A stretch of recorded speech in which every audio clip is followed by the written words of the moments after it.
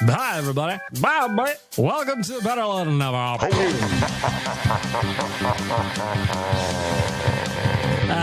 Shit. I'm not actually inside a women's prison at the moment. The horniest just went up to like 11. Good afternoon. At least say a big f*** you to Nick. I heard your Remflex must go to Cinco de Mayo. Ty, why won't you kiss me? He did, though. Lait than never with milk. Better late than never. Turn it down. Let's get started. Better Late Than Never, episode 125. Can you believe I've done these for 125 weeks? No, I guess there's a couple episodes there. There's a couple of weeks. There was multiple episodes in a week, I suppose. Can you believe I've done 124, now 125 episodes of this? All one take. All one take. You think I'm stopping and re-recording? Hell no. Hell no. I was trying to get Frank Saravalli on the episode today, but turns out he's got bigger things to do than jump on a old Better Late Than Never with bag milk. I just think that we've got Frank coming up for the Jasper Pond Hockey Tournament here in a couple of weeks, and I just wanted to talk to him about the experience. We had a blast last year, so I'm going to try and get him on maybe next week. We'll see if we can get Frank Saravalli on, or I'll just start doing the bit like the Jimmy Kimmel show when he goes and apologize to Matt Damon, we ran out of time. Something like that. You know, we're going to kick off the podcast as we always do with a shout out to the audio department. Go book some studio time at theaudiodepartment.ca, record a podcast, record the album you've always dreamed of recording. You got a song in your heart? That's the place to let it out. Theaudiodepartment.ca is where it all happens. You can book some studio time right through there. I demand that you do it. I demand it. Going to start off with a complaint. Me versus Mother Nature continues. If you live in Edmonton, you know why. If you live in Alberta, you live in the prairies, frankly, you know why. Here I've been on this podcast for the last handful of weeks, glowing, thriving, pumped about the way there was no snow in Edmonton. The weather was mild. I take my dog out. I said I think it might have been last week or the week before. It doesn't matter. I said this is the greatest winter I've had with my dog so far, where we can go out. It was like +8, +9. We'd cruise around. Even if it was zero. Zero's casual. Zero's cool, man. Outside today, I was shoveling some snow. Shea Castle milk before I started recording. It is fucking cold outside, and it drives me nuts. Drives me nuts. Matches your cold, dead heart, though. Zinja. It's very rude, Satan. It just sucks. Looking at the forecast. Don't normally do weather reports on the podcast, but when you get extreme cold warning, a long period of extreme cold temperatures and wind chill this weekend, air temperatures could drop up to -55. -55 with the wind chill. What the fuck is that? No, thank you. Why do we live here? Why do we live here? According to theweathernetwork.com, a long period of extreme cold temperatures and wind chills this weekend. Air temperatures will continue to fall through the end of the week, with the coldest values expected by Saturday morning. The temperatures will drop to near -30 degrees Celsius tonight, with wind chills near -40.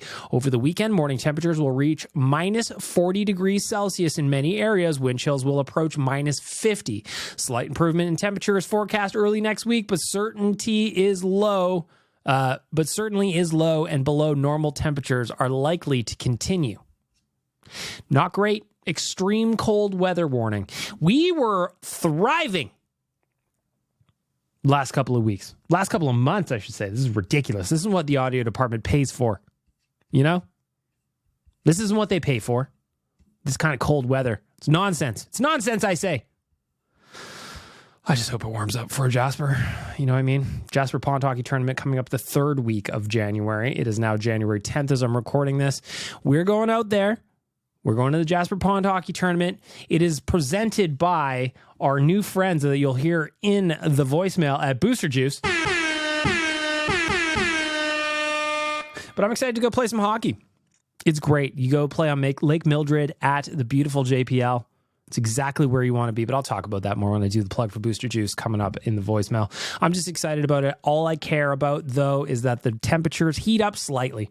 Give me an extra 10 degrees.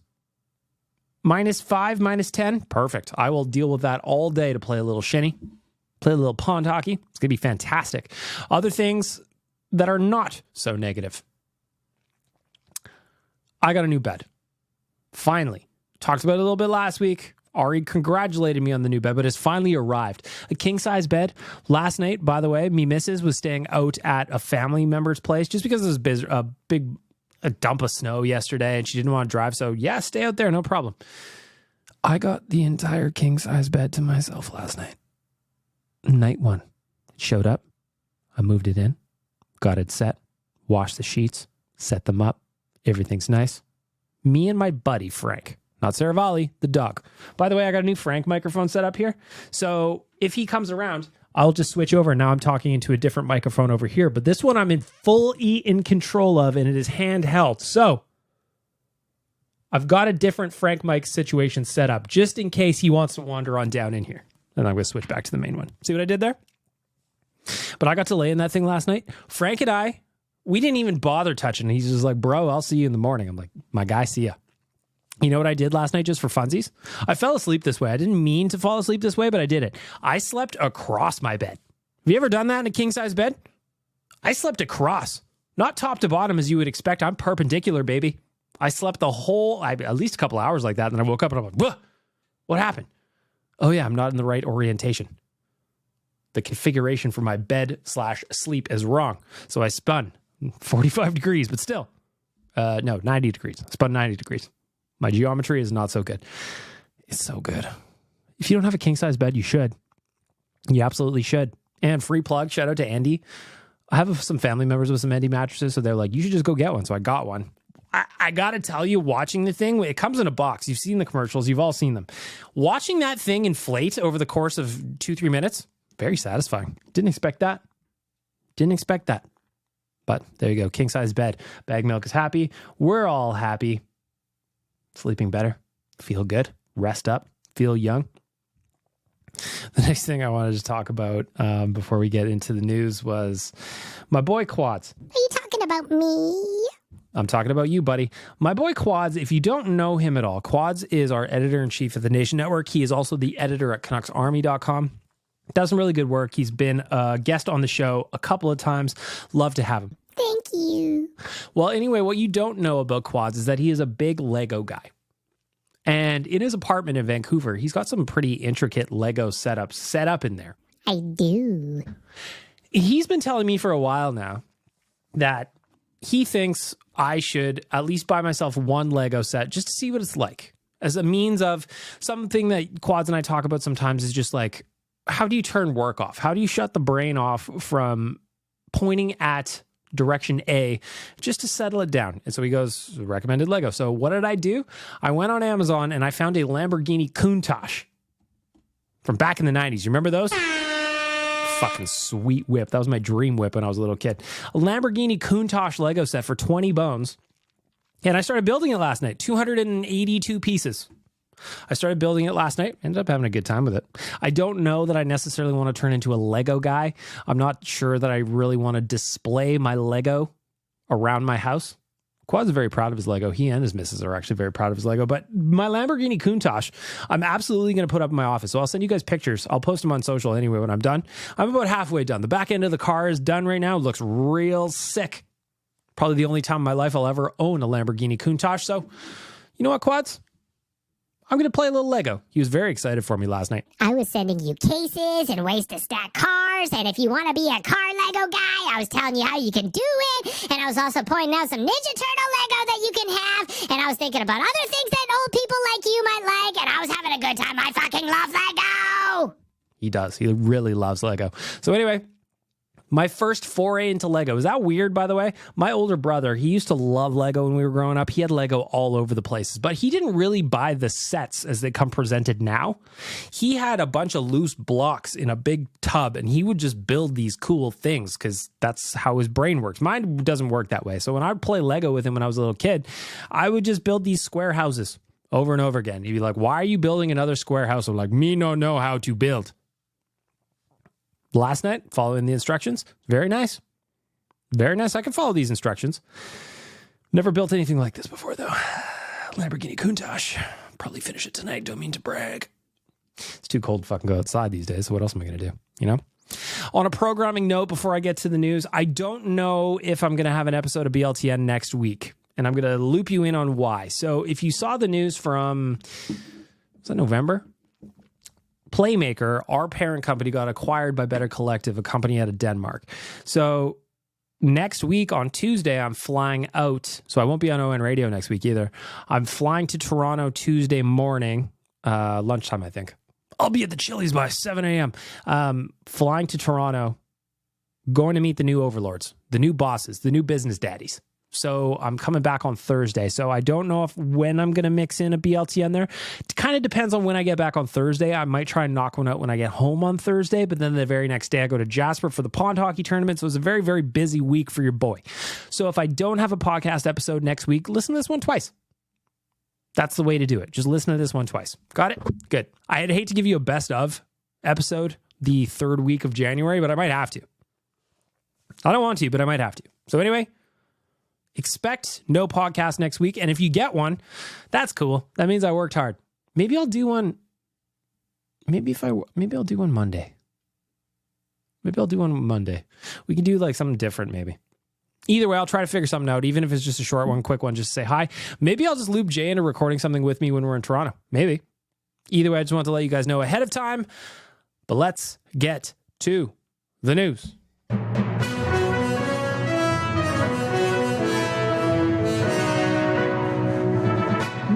Is brought to you by Alberta Blue Cross. There's only one thing better than sharing memories, and that's making new ones. Alberta Blue Cross Travel Insurance protects your memories and more wherever travel takes you. Visit ab.bluecross.ca/travel for more information. They are, whoops, didn't mean to push that fader. It's fun having a Roadcaster. I just push these faders up and down, and it makes me happy. It's very satisfying for my brain. Alberta Blue Cross, they are going to be our official travel insurance provider. Nation Vacation coming up just over a month from now. Just over a month from now.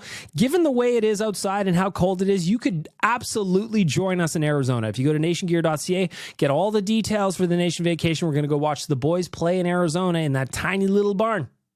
Edmonton versus Arizona. Bunch of your favorite internet people joining you. Come on. If that's not an experience you want to join and be a part of, I don't know what it is. Visit nationgear.ca to get all the trip details, and visit abwcross.ca/travel if you want some information on their insurance products. Listen, the Alberta Blue Cross, they cover me for everything. Dental, vision. Sometimes I get a nice massage, all because I'm a member, Alberta Blue Cross. Starting off with the news as we record today, January 10th, 3:30 p.m. Mountain Standard Time, the Edmonton Oilers are in a playoff spot. Yes!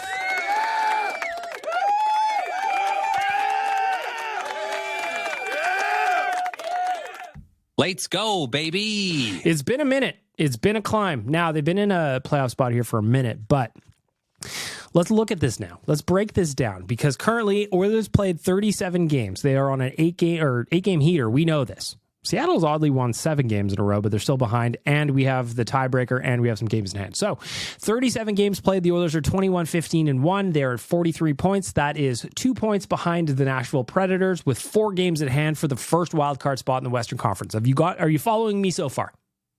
Are you good? Excellent. Looking at the Pacific, though,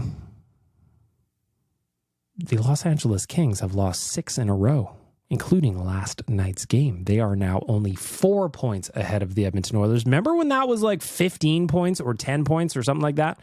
Only 4. Now, they have played the same number of games, so it's not like the Oilers have games in hand over LA, but if LA keeps slipping 3-4-3 in their last 10 games, the Oilers are going to catch them. Remember, our boys at 8-2 in their last 10 games. They have now won 16 of their last 19 games. Very hot.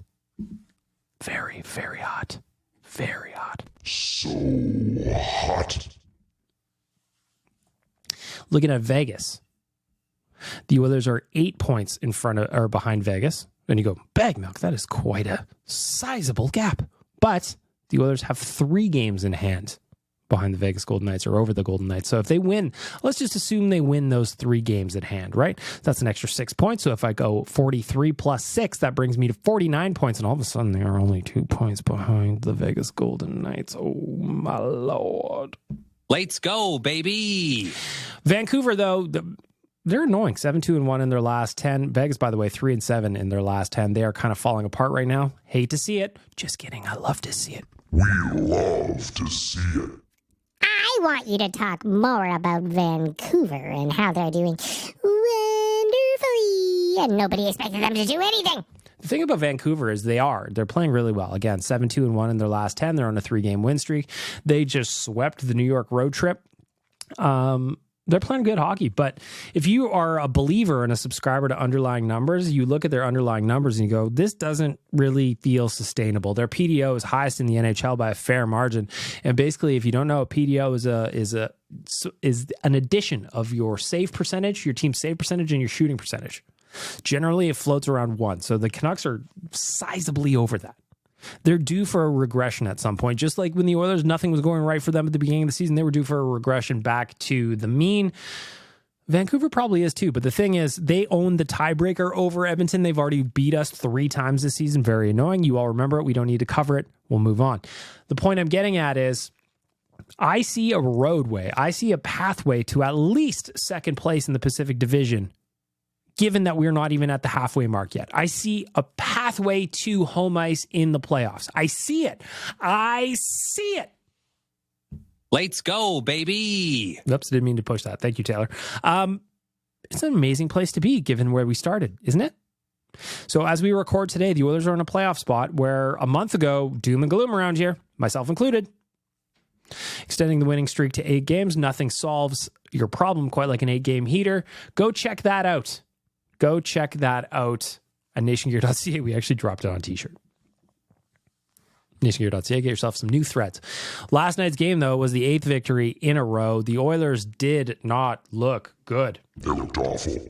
Thankfully, I was on After Dark with Aaron Bordato, and I got to give my 2 cents about the Oilers just really sucking the high banana against a team that they really should have dominated, shouldn't they? Yeah, they really should have dominated the Chicago Blackhawks last night. The Blackhawks have basically most of their team on the IR, including Connor Bedard, who's out for 6 to 8 weeks with a fractured jaw. He had to get surgery. That news came out today. I actually feel bad for the kid. That's a bummer to have. As somebody who lost Connor McDavid in his rookie season, saw how that affects the team, affects just the general morale around a team that kind of sucks or really sucks. Yeah, that's tough news, and I feel for Connor Bedard because he's obviously a special player. But I think there's Tyler that said it on Oilers Nation Radio the other day. He's going to have to learn, and he will learn from this, because ultimately he's going to look at cutting into center, getting lit up by a dude that's twice his size. He's probably not going to do that again. So it sucks, though. Sucks to see. But back to last night's game against Chicago. I'm not going to spend too much time on it other than say that is arguably the ugliest win I have ever seen in my life. The Oilers managed to walk away with a 2-1 win. Now, there was the 2 disallowed goals in there. The first one I had a problem with because I think that if Chris Knoblauch would have challenged it, it probably would have been reversed, the no-goal call. That said, it was called no goal on the ice. They would have taken a penalty if it didn't go their way. Okay. The Oilers' PK is really good, though. Killed off the last 13 in a row. I thought it was worth the gamble in that moment. I just did. Chris Knoblauch, come on, man. Throw the towel. I guess I'm just used to when Jay Woodcroft was the coach and we had Jeremy Kupal as the video coach, and they would challenge everything. Remember that game where Jeremy Kupal called 3 challenges and all 3 of them got wiped off the board? Who's the new video coach? How are we supposed to get excited about you if you don't even call, what are those called? Coaches challenges. Doesn't take timeouts either, Nobby. Interesting. I mean, the team's playing very well, so I guess you don't need timeouts all that much when you're playing well, but interesting to note nevertheless. I just thought that was interesting. And then on the second one, flashbacks. All of us Oilers fans, we all got flashbacks to the playoffs from 2 years ago, didn't we? Western Conference Finals. What is offside? What is possession? There's a debate, apparently, because the NHL doesn't really know what their rules are. Who knows what is NHL offside anymore? You would think that based on a standard set by the Cale Makar goal review 2 years ago in the playoffs, that what Leon Draisaitl did last night, where he did a little dipsy and a doodle at the blue line, maintained some semblance of possession, would have counted as a good goal. Right? No, that is not right. That is not how it went. In fact, everything about that just was frustrating. We had to sit through about a 10-minute challenge for the NHL to not be able to figure it out definitively. And since it was called a goal on the ice, I don't know how you can go ahead and wave it off just because you feel like it. Maybe there was a pixel of a frame that was super blurry that made Leon look offside, but there was no angle that was definitive for me. And the NHL, again, just cannot get out of their own way. Cannot do anything right. And it is increasingly frustrating to watch them do these kind of things. And I don't even know what else to say about it other than that, you know? I just don't. It's incredibly frustrating when the rules just don't matter, or you don't understand what they mean, or you don't know what's going on ever. And I think that it just needs to change. It needs to change. And no better example of it than seeing Connor McDavid get frustrated last night by that call. Because again, it just goes to what is offside now? Who is offside? How can we even know, right? Here's what Connor said. Goal against you a couple years ago. Do you have an opinion on the Draisaitl one that all similar? What did you think of that? I do. I mean, obviously, if it takes you 15 minutes to determine if it's offside or not, it probably doesn't really matter. I talked to the linesman after. Ultimately, it's not their call, I guess. Obviously they said it came down from the league, but you zoom in, you keep zooming in until you can't zoom in anymore, and I guess it's offside. So, you know what? These are calls that change games, and ultimately it didn't go our way. That was a big call. It would have really hurt them, and I thought it should have been onside. I mean, it's kind of possession too, right? Like the argument of possession. That whole debate can start again. It was such a close one. You'd like to see it. I think the NHL uses the analogy dead wrong, right? If it's dead wrong or something like that. I don't know what they say. Like they want it to be clear and obvious, right? That one's certainly not clear and obvious. Connor McDavid, a little spicy. Don't you love it? I love when he sticks up for himself and sticks up for the Oilers and just speaks out because his voice carries weight. So to see him with that opinion, he must have been rattled. That's Connor mad. Anyway, the NHL can't get anything right. It's very, very frustrating. So with that, I guess I will just, to the NHL rulebook. I'm just going to shoot the rulebook because it doesn't really matter. Okay? Watch me go.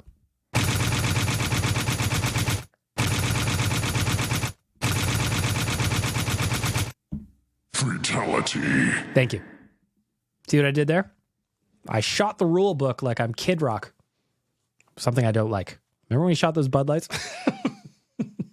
What a fucking weird time to be alive. Anyway, last night's win over Chicago. I think I said this on After Dark last night with Aaron. I just say, you know what? You take the points. You get on the plane. You get the fuck out of Chicago. That's the only takeaway from last night's game. Outside of... Stuart Skinner was excellent last night. So that's the last thing I want to kind of touch on. By the way, Zach Hyman, 2 goals disallowed for old time's sake, for the culture. But the other thing I want to touch on is Stuart Skinner over his last 15 games. Got it? 50 over his last 15 games. He has a save percentage of .929 and a goals against average of 1.93. Those numbers are electric good. Isn't it amazing what you can do when your goalie is stopping a bunch of pucks? And right now, the Oilers do not win that game last night against the Blackhawks without Stuart Skinner. Full stop. He was great last night. He was the best player on the ice. And again, without him, the Oilers do not win that hockey game. So I just wanted to give a quick salute to Stuart Skinner for the work that he's done recently and just the work that he's done, like I said, over the last 15 games. The other thing that we're talking about around here is getting Zach Hyman to the All-Star game. Hilarious that he's on pace for over 50 goals, 55 goals.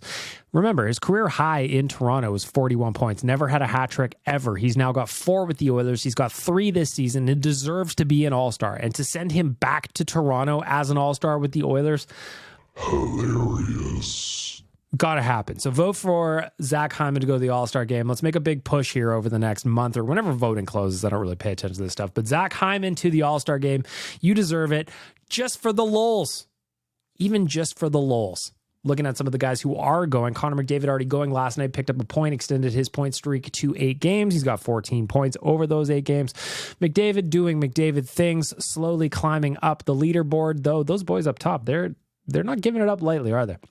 The other guy who's certainly heating up, Leon Draisaitl, now has 7 goals in his last 10 games overall. He has goals in 8 straight games against Chicago. I said this last week and I'll say it again now. It does not get better for the Edmonton Oilers than to have Leon Draisaitl heating up the way he is down the stretch when they absolutely need him, right? Right? Of course. And that's where we're going to wrap up the news for our friends at Alberta Blue Cross.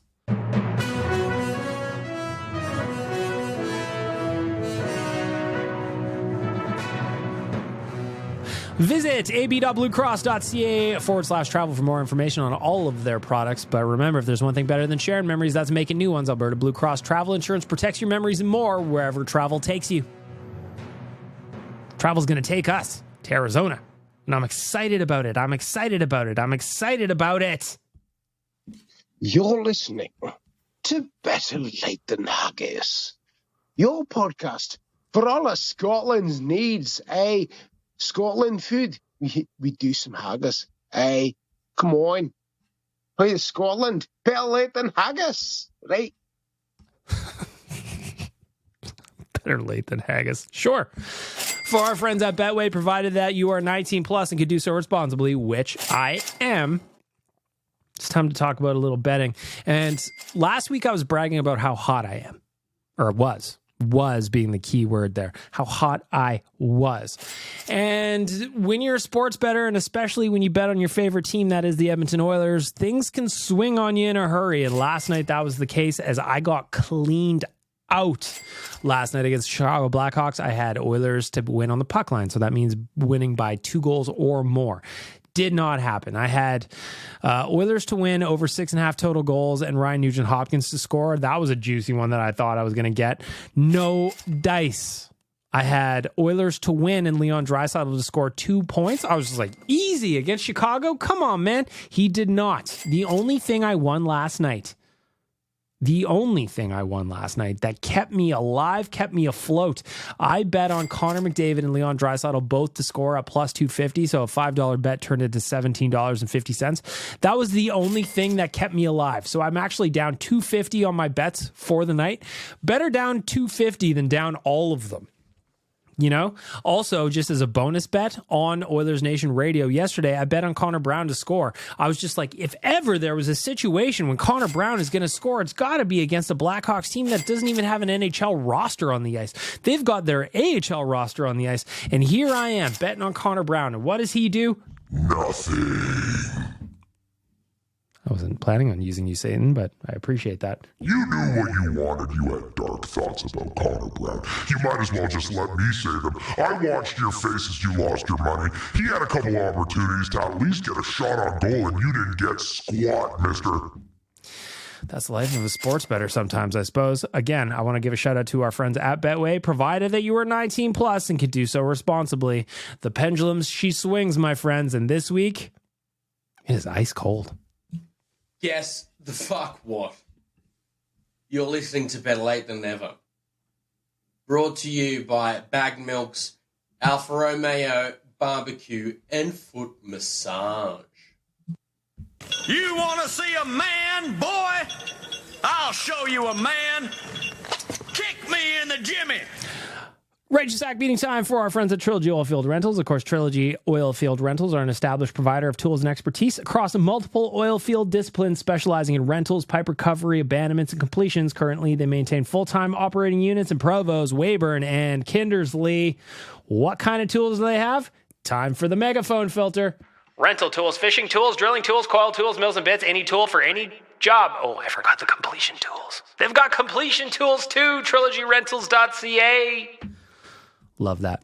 TrilogyRentals.ca, that's where you need to go. They are, of course, the sponsors of the Righteous Sack Beating, the reason that this segment exists. And for me, what annoys me very, very much lately is the trend that every major company has on earth, which is robo customer service. Now, I guarantee you have called company A, B, C, D. Does not matter who it is, and you do not get to talk to a person. You have to talk to a robot.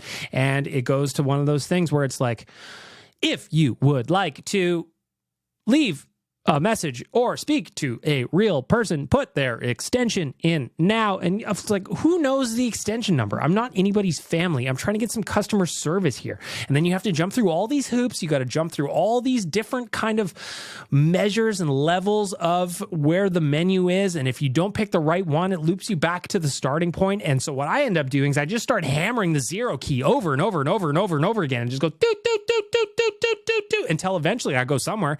And then I'll get one of those things where it goes, your entry is invalid. Please start again. And then it sends you to the main menu of that same robo customer service agent. And you start back at item 1. This past week, all I wanted to do was check on my TV package. I wanted to get rid of a couple of things. I want to swap them out for a couple of different things. So what happened was the TV station Paramount, I paid for that channel for a long time just because it was part of my package. And I noticed recently that they pulled it out of the package I have because they want you to subscribe to Paramount Plus, which in itself is another righteous sack beating that everything is just a streaming service now. Nobody wants Paramount Plus. Nobody. And yet, instead of having your own channel, which you did, which was Spike, which was TNN before that, you just take it off the air and you go subscribe to our shitty streaming service. So my point is, I'm going to swap that channel out that I pay for a different one, or I'm going to get a cheaper TV package. That's all I want to do. But if you thought that I could make an easy phone call and speak to a person that could help me with that, impossible. You've got to tap dance these voice robots for 15 minutes before you actually get to talk to a person. And guess what? Once I spoke to somebody, they were very helpful. They solved the problem very quickly. But to get to them took forever. And I don't know why this is a thing. I, myself, have worked at a couple of different call centers in my life as a younger man. One of them when I was in Australia. By the way, this is just a quick aside. When I was in Australia, I worked at a call center, and my job was calling people to convert their gas and electricity provider. I would call them up, and I'd be like, hey, can we talk about your gas and electricity? And people were like, oh, fuck off, mate. A lot of people thought I was American, and they would tell me off for stealing an Australian person's job. I'm like, no, I'm actually in Australia, but I'm from Canada. And they go, yeah, all right. And they would hang up on me. Fine. 8-hour shifts of getting hung up on over and over and over again. I get it. That sucks, man. But on an inbound call, why do I have to jump through these hoops? Is there so few people that want to work at those jobs that we can't have at least somebody directing traffic? This reminds me of that episode from The Office when Pam kept directing the guy away, the one who wanted to institute the robocallers, or else she would lose a job. Is that what happened? Do all these companies, are they just trimming their bottom line so that all of us collectively that are customers have to suffer? That's what it feels like. That's what it feels like when you have to dance these robo tunes. I don't know the steps. I don't know the moves. Just let me talk to a person, man. You want to see a man, boy? I'll show you a man. Kick me in the jimmy. You're listening to Better Late Than Sleepy, the podcast for all your sleeping. Oh shit, I've got the wrong podcast. Oh, wake up, you twats. The voicemail. The voicemail. The voicemail. The voicemail. Brought to you by our friends at Booster Juice. We are partnering up with Booster Juice for the Jasper Pond Hockey Tournament. They're going to be here. They're going to be providing us with some delicious options once we get off the ice. I'm very, very much looking forward to the activations with Booster Juice at the Jasper Pond Hockey Tournament. In the meantime, however, I will be going to my nearest Booster Juice location and pumping, and I mean pumping, strawberry sunshines down my gullet. Maybe a mango hurricane. Those are my two favorites. Now, should we look through the menu at Booster Juice and see what they have? Is there anything that's new that I always get the same two items all the time. I just do. Strawberry sunshine, mango hurricane. So let me look at some of the other ones that we've got here. Ooh, they've got some nice juices, just some nice apple juice, a carrot juice, a ginger hammer. What is in a ginger hammer? Apples, carrots, and ginger. Hail to the kale. Kale, apples, gingers, lemons, basil. That sounds lovely. Heavenly Horizon. Ooh, apples, lemons, ginger, pineapple. The funny thing about having ginger in these is like I always go, ew, ginger in there? Really? I think of ginger when I eat sushi, right? That's kind of where my mind goes. It's delicious.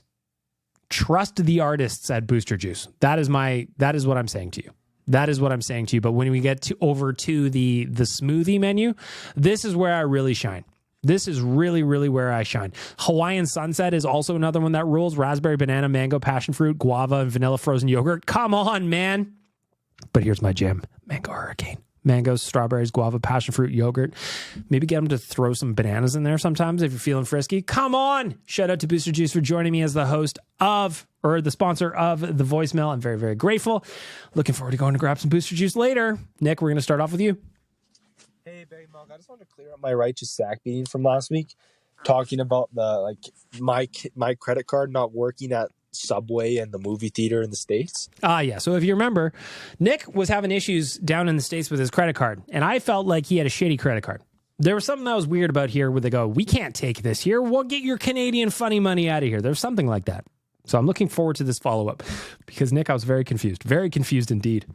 I'll just say this, like, most every place I've gone to, except Canadian credit cards, like, it's not a problem. All right. It's only a few I've been to, the Subway. And so we're calling out this one specific Subway location, okay? Movie theater, mm-hmm. which I both add. Cinemark is a national corporation in the States. Interesting that they wouldn't work there. It's not like you were at just some random ma and pa theater. You know what I mean? Interesting. Go on. I don't fucking understand. I guess they just have old-ass machines because, Montana's kind of redneck. They just got these old-ass machines that aren't programmed to accept Canadian credit cards, or maybe just have a blood vengeance with RBC. Maybe they have... Now I'm thinking about this. Maybe they have some kind of fee, some kind of transaction/conversion fee that they get charged on the credit card side of their business. And I wonder if their margins are thin and they just don't want to eat into that margin with an additional fee from the credit card company. Like if you buy, depending on which credit card you use for varying situations, the fee that the vendor gets charged for your use of that credit card varies. So I wonder if there's something in there. Maybe. But it's just really fucking annoying once that happens. Yes. And then you start second guessing yourself. And you're sitting there like, well, I'm going to go buy this shit, or I'm going to go sit down at this restaurant. Well, what if my Visa doesn't work? Yep. What if I eat a good meal and I'm sitting there and my Visa's not going through because it's a Canadian credit card? I'm like, do I have enough cash in my wallet to cover this? Probably not. And then you start thinking about all this stuff, and it's really fucking annoying, which is what the righteous sack beating is about, is these minor annoyances. And yeah, that probably doesn't happen to most people. But the fact it happened is pretty fucking annoying. Yep. How the hell does a Canadian credit card not work? So I think what we've learned here from Nick is that there's just a couple of specific instances where his card didn't work. He got real worked up about it. I was accusing him of having a shitty credit card. Now I'm wondering, I'm thinking it through, is there some kind of vendor fee that those guys don't want to pay? That's one of my guesses. That's my new guess, is there's a vendor fee of some kind. Ben, you're up. I just re-listened to one of the episodes. And I have heard that the Alfa Romeo has been sold. It has been sold, Ben. We say goodbye to my beloved Alfa Romeo Stelvio. Wherever you are, I hope the new driver is treating you well. Personally, sorry, that's just my brother. We're all brothers out here, brother. This is a really sad, teary goodbye. Arnold will also be very sad. Yep. Give a moment of silence quickly. Thank you.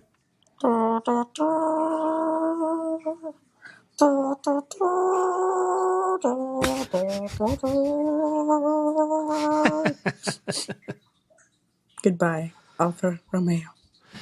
Thank you, Ben. Yep. My beloved Alfa Romeo Stelvio. It's out there somewhere.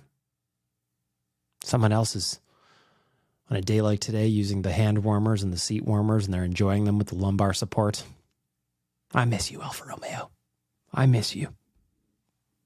Good afternoon. Hello. It's Derby Day here in the northeast of England. It's the veritable, true righteous red and white against the Saudi Arabian oil twonks of Newcastle, who we hate. Everyone hates them.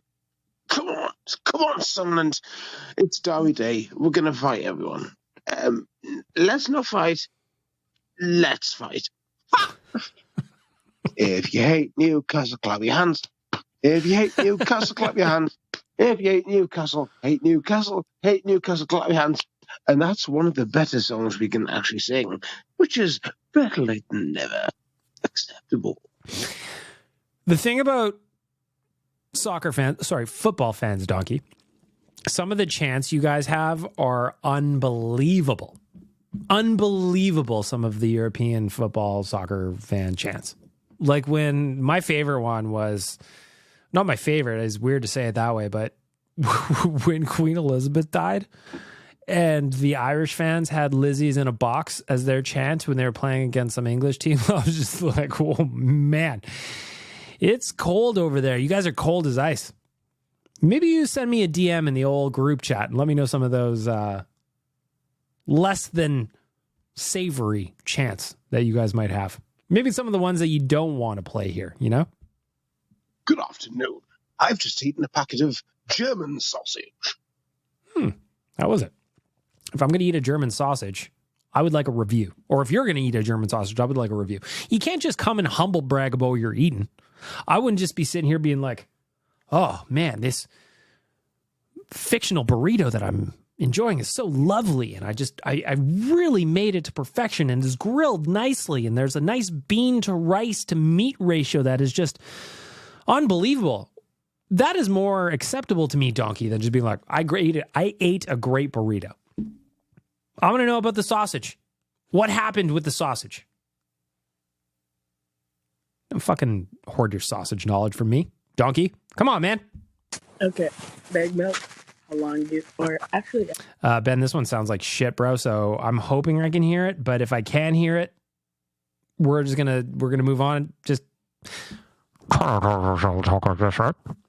that's what it sounds like to me. everybody. How long do you think it's going to take David to reach 1,000 points? Huh? That I can solve. We're gonna skip that message, Ben. I see you got another couple on the board here, so we'll be okay. But before the season started, I would have said this year. I think he needed like 160 points or something to get there. I would have said it this year. I don't know that he's going to get there this year, though. I'm not betting against him. If you had odds for me today, can Connor McDavid get to 1,000 points this season, and it was like juicy enough to chase, I would absolutely be all over the yes. 100%. I believe he can do it. If anybody can do it, he can do it. But my guess is probably the first 10 games of next year. That's my bet. That is my bet, unless I get offered a better bet, which I will bet on that bet as a hedge on my other bet. Got it? Good. Ben, you're back again. Okay, so the Oilers are something like 15-3 with Knobloch, and now it's back to their former selves. What do you think Gross happened with Woodcroft? Do you think he just lost confidence from like some of the players he wasn't playing, like the third and fourth line guys? I think that legitimately, like, I thought you were going to say, where's Jay Woodcroft now? If I'm Jay Woodcroft right now, I'm on a beach somewhere spending the Oilers' money, and I am not watching any hockey. I'm just dialed into getting better as a coach. Maybe he's watching other teams. I don't know. I actually would love to know how much hockey he's watching right now. Is he watching any Oilers games? Does he skip the Oilers highlights? Like, if he's watching SportsCenter and the Oilers highlights come on, does he watch it? Love to know that. But I just think that at the beginning of the year, everything that was going wrong. And while some of that is probably Jay Woodcroft's fault, I think that it was everybody was up their own asses with all of the pressure and the expectations. And sometimes we're people and we forget that. And I think that I don't know that they would have rebounded in the way that they have under Knobloch with Jay Woodcroft. Obviously, I don't know that, but they probably would have, because the team was way better than their results were early in the season. Now, I'm not complaining. We're not looking backwards. We're looking forward. I'm a knobby man. I'm a knob gobbler, and he's doing a great job, Ben. That's why they were better. What do you think? Personally, I think he kind of lost confidence in those lower line people. And there's that, and I think that some of those guys weren't playing as much as they probably should. I think that Woodcroft was fighting for his job. He knew it was kind of on the line, so he's playing Connor and Leon a lot. Unfortunately, Connor and Leon weren't Connor and Leon the way we expect them to be. And when those guys are producing at a lower rate than expected by themselves, plus some of the other players, Nugent Hopkins was not performing at the level he needed to be. Matthias Ekholm wasn't playing at the level he needed to be. Bouchard wasn't producing like Bouchard today. Stuart Skinner wasn't anywhere close to the numbers I read off earlier. All of that, death by 1,000 cuts. It was Connor said it earlier in the season, death by 1,000 cuts, and I really believe it. And I think the team maybe just needed a spark, and it's like, wake up now. Yep. You gotta go. But I just find it weird because Woody has been such a good coach, and that obviously they start sucking. I just think that Woody is going to be a good coach wherever he ends up next, Ben. I really, really do. Wherever Woodcroft ends up next, he's going to be a very good coach for that franchise. And it's going to bum me out because I still love the guy. But again, I'm not looking backwards. I'm a knob gobbler now, and I'm happy about Chris Knobloch. The guy gets his haircut every other day, as far as I'm concerned. You can set your watch to a haircut like that, and I respect it. And I think that he's doing good things on the ice, and he's building confidence. And I'm going to do it again. I'm apologizing to Paul Coffey for not thinking he was going to do anything productive with the defense, but he is. You've got guys that are playing much, much better on the back end, and I think Paul Coffey deserves a lot of credit there too. So the spark, like you said, was clearly needed. Now, did they pull the pin on Woodcroft too early? My opinion is yes, but the results prove otherwise, so what the hell do I know? You know? I know you're always wrong, so that's what I know. Big Milk, I got a question for your company. Sure. And I don't know where to ask it, so I'm asking you. Feel free. I am the company. I will speak on behalf of all of our employees and the entire organization. Nick, are you ready? I'm ready. Let's go. As far as I know, this was never addressed. And I'm not even sure people know it exists. Better Late Than Never is tied for second. My second favorite Oilers Nation podcast. Thank you. Second? That's pretty good. It's Real Life. Oh, I was wondering if you were going to say Real Life or ONR. So I do 3. If you're just listening to this and you don't know what else I do 3 podcasts for the Nation Network. ONR, Oilers Nation Radio, that was the one I started probably 2016, I'm going to guess. Probably 2016 I started that podcast. Real Life I've been on forever. And then this one, and as I mentioned earlier, is now 125 episodes deep. So back to you, Nick. My favorite podcast was Wanye's World. I thought Wanye's World died. There has not been a new Wanye's World uploaded to Apple Podcasts since mid-November. There was that notice that came out and said, hey, subscribe to the new Wanye's World, but no new Wanye's World ever came to the platform. I thought it died. I thought it became the new North by Northgretz. Ooh, nice pull by you, North by Northgretz. That was the very first podcast I did for the Nation Network 1,000 years ago, as it feels like. Do I find out that, hey, today there's like 7 new episodes of Wanye's World only available on Spotify. Now, I don't want to sign up for that for multiple reasons. One, my credit card's fucked. But I don't want to sign up for a platform to listen to one podcast when it should already be available on my other podcast. Yeah, it should. So I'm asking you, do you know, or can you check, is there like a specific, like valid reason why Wanye's World isn't on Apple Podcasts and only on Spotify? Or is it just like Brett forgot or something? Because I'm no business major, but I know if you have a product and you're not making that product available to a large chunk of the market, you're failing. Thank you. Well, I'm glad you brought this to me. As somebody who does not do any work on Wanye's World whatsoever, I am the perfect person to ask the question. The answer is I don't know.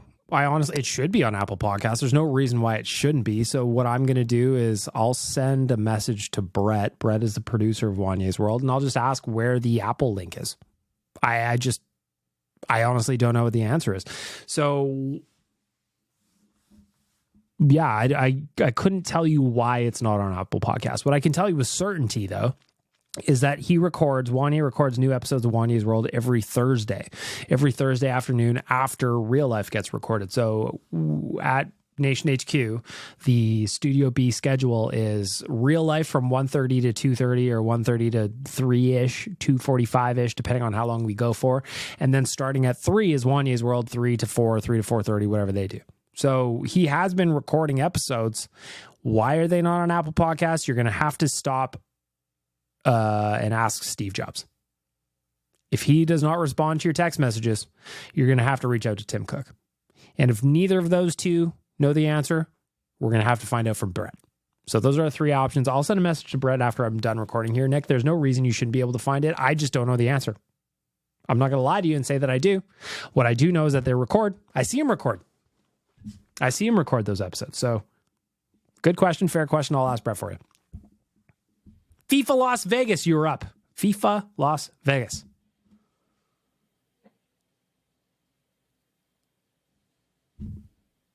Are we recording audio here? So what's happening here on my screen, and we're going to ride this out together. FIFA Las Vegas has left a voicemail that is 38 seconds long. So far, we are 9 seconds in. There has not been a single sound other than just kind of like pocket dialing. Did you pocket dial the voicemail, FIFA Las Vegas? Let's see. 27, 26, 25, 24. Still nothing. Can I hear background noise? A little bit. Nothing coming through. FIFA Las Vegas, an attempt was made, but it did not work. Thank you for chiming in. We're going to continue on with the Booster Juice voicemail with who do we got here? We've got Ari. Ari, what do you got going on, Ari? Connor McDavid postgame bag milk off the top rope like he's Logan Paul in the Royal Rumble, just burying the league. Are you talking about when did this come in? Oh, this came in last night. So yeah, about the offside review. Ari, I agree. Back to you. We played it a little bit earlier. When Connor, like I said, when Connor's spicy, and that is arguably as spicy as he gets, at least in the media anyway, people tend to take notice. So Ari, I'm with you so far. What else you got to say about it? I am following on with bated breath. You zoom in until you can't zoom in anymore. Man. It was a great answer. It was a great answer. Actually. It was really good. I haven't seen him that fired up in a while. Yep. But I don't know what offside is, and I don't think anyone else knows what offside is. It's funny, right? Like I said the same line earlier. It's what is offside? All of us that have either played hockey or watched hockey for any length of time, you know what offside is supposed to be. What it is, that's a different question entirely. That is just a completely different question entirely, and it's all the league's fault. Fucking Matt Duchene was 15 feet offside 10 years ago. Now we have to sit through these piddly little frame-by-frame recaps on a tiny iPad. It's just completely ridiculous. Ari, I agree with you 1,000%. What is offside? Who knows? The Booster Juice voicemail continues. What say you, random caller? Also with the Chicago game, can we finally say that our goalie stole us one? Yes. Because I think totally. Stuart Skinner stole us that game, to be honest with you. 100% he did. Without Stuart Skinner last night, the Oilers lose, and that would have been way more embarrassing to me than the loss they had against San Jose earlier in the season, because at least in that game against San Jose, they were pumping the Sharks, and Mackenzie Blackwood just stood on his head and did what some goalies do from time to time. Last night, the Oilers only mustered 15 shots on net in Chicago against an AHL team. Had it not been for Stuart Skinner, who made some 10 bell saves throughout the game, they are talking about what is arguably, one, the end of a win streak, two, and one of the most embarrassing losses of the season. Unbelievable. Again, you take the points, you get out of town, you start thinking about Detroit tomorrow. I was doing the snow, and I was listening to ONR. Man, those Cutter Gauthier jokes are so annoying. I'm sorry. It made it hard to listen to. I'd really like to know who the hell names their kid Cutter anyway. Oh, man. So if you missed ONR, that was me making all the annoying Cutter Gauthier jokes. Sometimes I love a pun. And sometimes when Tyler's hosting, especially when Tyler's hosting the podcast, so back up on Tuesday, the Cutter Gauthier news came out and we were talking about it, and I was making endless, horrible Cutter Gauthier jokes. I like to do it when Tyler's hosting the podcast because it throws him off and it kind of rattles him. And that is a big part of it to me. So while I was having fun making fun of Cutter Gauthier's name, I was also having fun derailing Tyler. So bringing you behind the scenes on some of my horrible bits that I tend to bring up there. Spencer is leaving a voicemail. Have we ever spoken before, Spencer? Welcome to the show. Welcome to the Booster Juice voicemail. Hey, Bag Milk.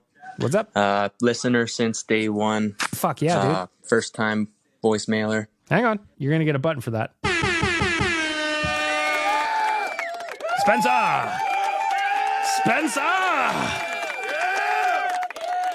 Back to you, sir. I won the sweater, so thank you for that. Sick. I'm just calling, not Oilers related.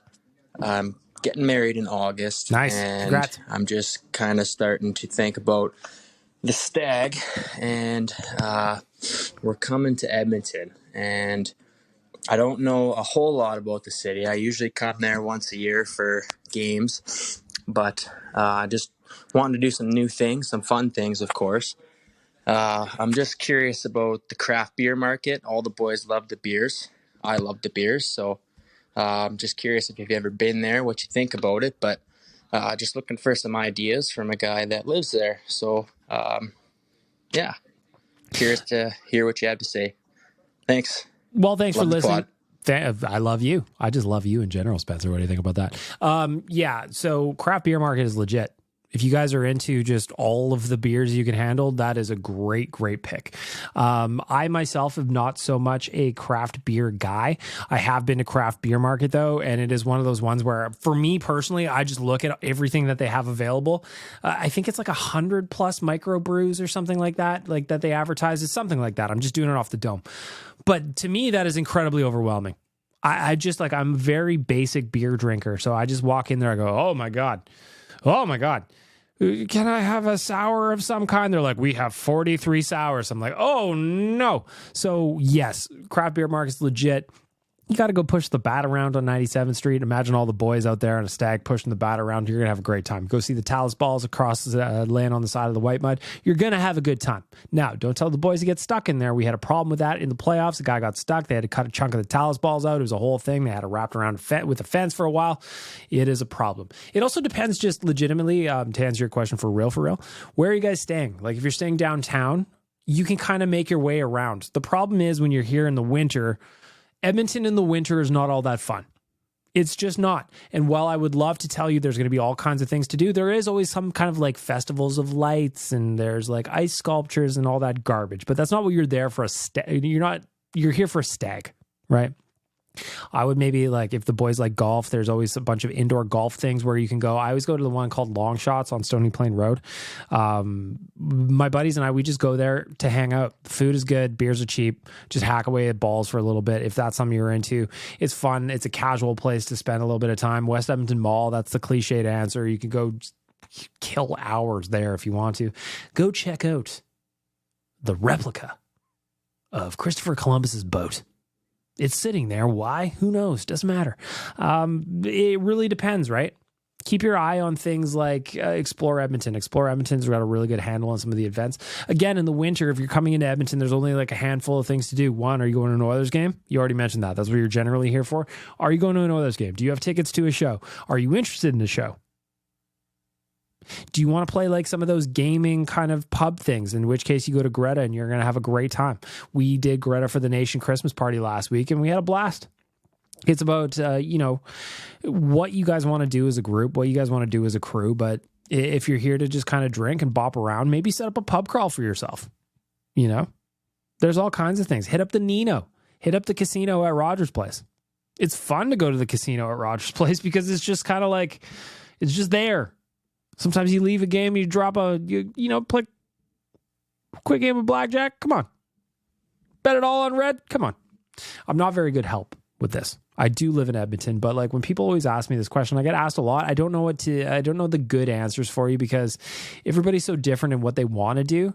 What I want to do in Edmonton in the winter is 1, I'll go to a comedy show. 2, I go to Oilers games. 3, I'll go to concerts and that kind of thing. That's what I tend to do. Don't really want to be outside. Don't give 2 shits about a lights festival. Don't give 2 shits about about ice sculptures, those kind of things. So I don't know, man. It's a tricky one for someone like you and when your boys are on the stag. So I would just kind of try and take a temperature of what the group you're with.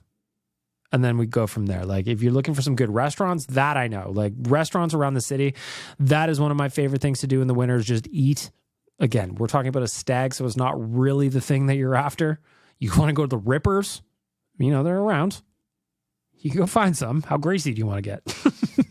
So, Spencer, I don't know if that answers your question, but yeah, that's just kind of the way it is, Surveyor Brett. For real? I haven't seen you in forever. Where have you been? Yo, Big Milk. Can we get some new hashtags trending? How about hashtag get Connor Brown to the All-Star game? How dare hashtag you? Now you're just being mean, Surveyor Brett. I haven't seen you in forever. Now you're chiming in on my podcast to make fun of Connor Brown. That's my job. Just kidding. Go ahead. All-Star. Hashtag goals are overrated. Hashtag the Rogers Rocked in Red event. The Rogers Rocked in Red event. What the fuck? Is that actually Surveyor Brett? Now I'm confused. I'm confused about everything that's going on. Let me see. I'm going to start this message over again. Yo, Big Milk. Can we get some new hashtags trending? That sounds like Nick. Now I'm all confused. Here I am ending off the Booster Juice voicemail in a state of confusion, and I don't like it. I'm being bamboozled on my own podcast. Not the first time you got bamboozled on that podcast. Way to press the wrong button to trigger the same voice too, dum-dum. I'm trying my best out here, man. Why don't you go finish your Lego? You'll feel better. Quaz, I don't want to hear from you either. I do want to hear from you, though. So keep leaving the voicemails. The link is in the link tree. The voicemail link is in the link tree and all of my social feeds. So JSBN Bag Milk on Twitter. Hi, my name is Bag Milk on Instagram and Threads. Starting to chip away at Threads again. Subscribe to my YouTube channel. Got a bunch of good stuff going on there, including radio hits, clips from the show, just some random Frank stuff. Frank's picks is all up there if you want to see them. Subscribe to my YouTube channel. I'm thinking about doing another hoodie giveaway. Spencer brought that up earlier in the voicemail, so I'm thinking about doing another one of those. So stay tuned for that. Maybe we'll get a little game going of some kind. Maybe we'll get something like that. I think that we have a little bit of fun. And if I don't talk to you guys next week, I'll be back after that. Or if I do talk to you next week, Better Late Than Never is the name of the podcast. It kind of is also going to be applicable for when I actually record as well. Until then, though, why won't you kiss me, Tyler?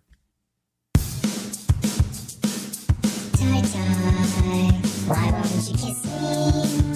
Why won't you kiss me?